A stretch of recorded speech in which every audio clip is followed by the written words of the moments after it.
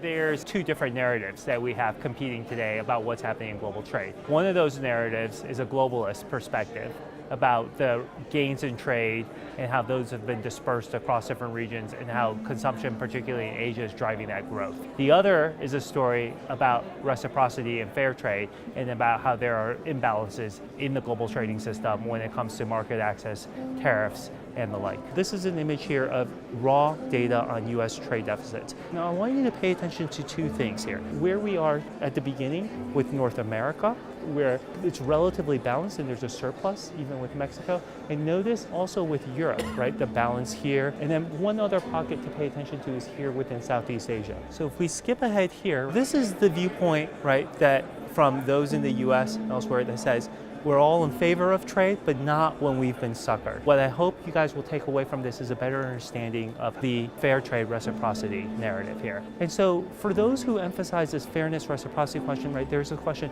why has this happened? So if we skip ahead here, right, this is average applied tariff rates across countries. If we play this forward, you really don't see very much in terms of the way of unilateral liberalization. And the reciprocity story goes something like this, right? We're all happy to engage in trade, but it has to be a fair bargain. And if over the course of time, you have higher trade barriers than I do, and as you gain greater shares of that, you're not lowering them, that's not a fair bargain. We know now that we have to accelerate clean, low carbon energy systems, decarbonize big heavy industries. And when you look at where the wind exporters have come from, the front runners on this were Denmark and Germany. And now the major exporters of wind technology have shifted over now to China and to Vietnam. And that's a market of about $7.5 billion a year. Is that for 2016, for the first time, the big importers of wind technologies weren't in Europe, they weren't in the United States or in Australia. They moved now to Turkey, to Uruguay, to Mexico, South Africa, and others. And you're seeing now a next generation of installed wind capacity. I want then to go very quickly onto solar,